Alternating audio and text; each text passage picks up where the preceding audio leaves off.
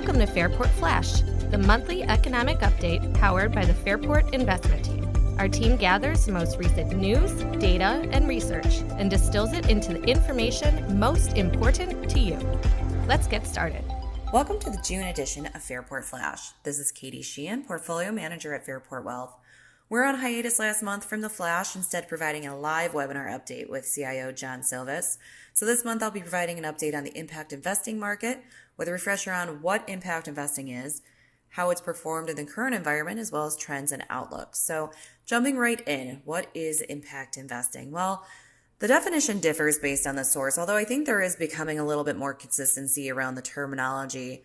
Most investors know impact investing by the acronym ESG, which stands for environmental, social, and governance. Now, the E is usually pretty easy for most to understand as it relates to factors such as clean technology and pollution control. The S is becoming much more relevant due to recent events and includes factors such as diversity and human rights. And the G includes executive compensation and board diversity. Integrating these ESG factors into the overall investment decision process is a pretty popular strategy among asset managers. Essentially, it's adding an additional level of risk analysis by considering ESG factors in addition to typical profitability analysis.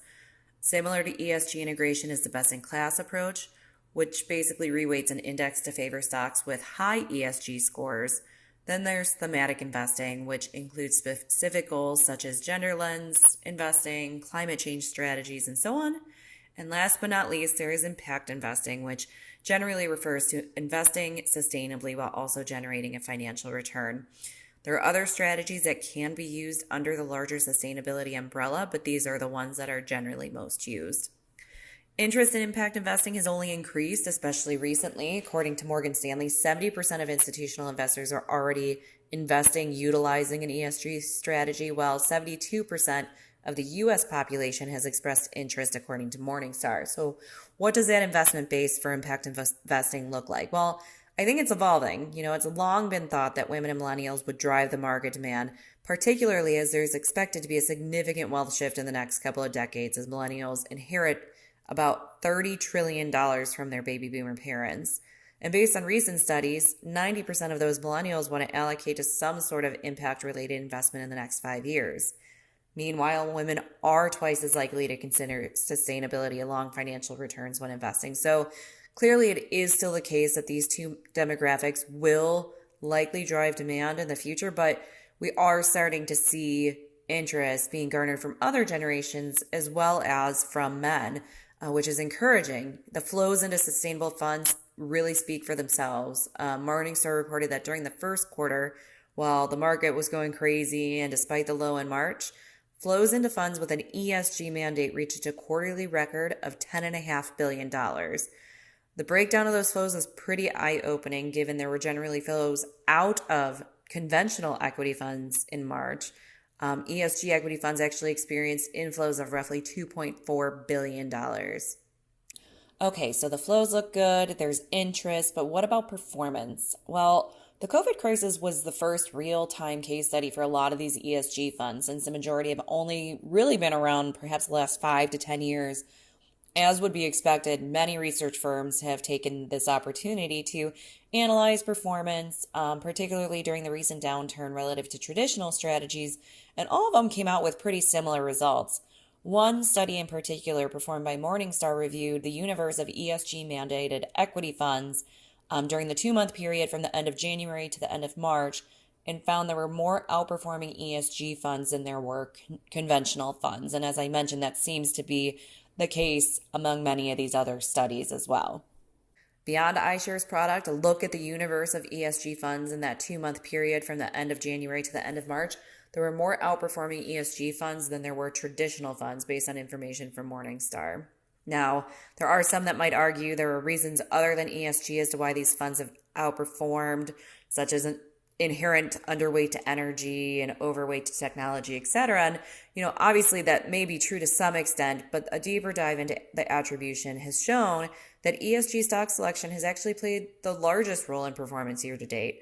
Fidelity observed the performance of stocks in the S&P based on their own proprietary ESG ratings versus the return for the index, and found that those that were rated higher, so rated A or B, outperformed versus the benchmark. They also adjusted for beta and the results remained the same. Separately, Morningstar reviewed the universe of equity ESG mandated funds, resulting in similar findings. Those funds that had a ranking of 4 or 5, which are considered to be the highest rankings based on Sustainalytics ratings, were much more likely to be in the top quartile of performance among their category versus the funds with rankings of 1 or 2, which were more likely to be in the bottom quartile. I think it's really important to note that the categories Morningstar is using for this comparison are traditional categories, such as large cap, growth, or blend, etc. There aren't any ESG specific categories since it's not an asset class on its own. So to sum it up, these strategies did what they were supposed to in a time of enhanced volatility. The inherent risk reduction in these strategies, as well as the increase in interest in the space, really provided support there. In terms of the outlook, there's nothing like a global pandemic and a call to end social injustice to really reignite the flames of impact investing. It's clear that the pandemic has had an impact on many levels, but particularly as can be seen by the significant reduction in air pollution in China. This is just a short-term temporary event, and I believe further calls to action are likely to come in regard to climate change, even as the U.S. seems to be scaling back on some of our own environmental policies. A survey of impact asset managers showed that the majority believe the COVID crisis will have a rather positive impact on ESG going forward. But, I think the shift is likely going to go from the environmental pillar, which is what most investors relate to in regard to the space, to more of that S, or the social aspect. Alongside the Black Lives Matter movement, the COVID crisis has shed light on the inequities impacting African Americans and other minorities in the country, whether it's related to income gaps or lack of access to treatment. And as the country tries to find ways to support those impacted most by these injustices, even taking a small step by allocating some of your assets to impact investing can make a huge difference. So bottom line, I've said it before and I will likely say it again. I don't think ESG or impact investing is just a fad. I don't think it's going away anytime soon, especially as current events continue to push for environmental, social, and governance change. So that brings us to the conclusion of this month's Fairport Flash. Before I sign off, it's worth mentioning that we do have additional resources regarding impact investing if you're interested in learning more. Please reach out to your Fairport team if you would like more information. As always, our goal at Fairport Wealth is inspiring families, and as a member of the investment team, we strive to do this through a long-term diversified approach. Thank you for listening, and be sure to tune in next month. Fairport is a group of investment professionals registered with Hightower Securities, LLC, a member of FINRA and SIPC, and with Hightower Advisors, LLC, a registered investment advisor with the SEC.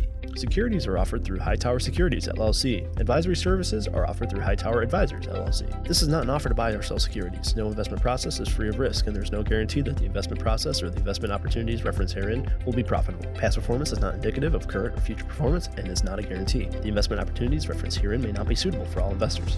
All data and information referenced herein are from sources believed to be reliable. Any opinion, news, research, analysis, prices, or other information contained in the research is provided as a general market commentary. It does not constitute as investment advice. Fairport and Hightower shall not be in any way liable for claims and make no express or implied representations or warranties as to the accuracy or completeness of the data and other information, or for statements and errors contained in or omissions from the obtained data and information referenced herein. The data and information are provided as of the date referenced. Such data and information are subject to change without notice. This document was created for informational purposes only. The opinions expressed are solely those of Fairport and do not represent those of Hightower Advisors, LLC, or any of its affiliates.